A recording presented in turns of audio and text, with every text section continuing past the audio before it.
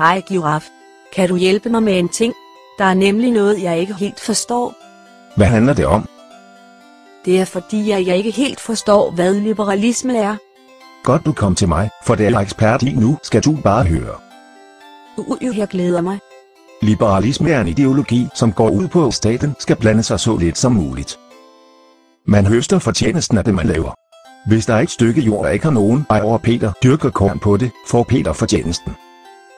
Denne tankegang går også ud på at optimere kvaliteten, derfor bliver man nu uddannet inden for et specielt område. Det kan være, at man uddanner sig inden for motorer, så der skal flere mand til at lave en bil. Ideologien går også stærkt ind for individets frihed. Okay. Tak. Jeg tror, jeg har forstået hovedtrækken nu.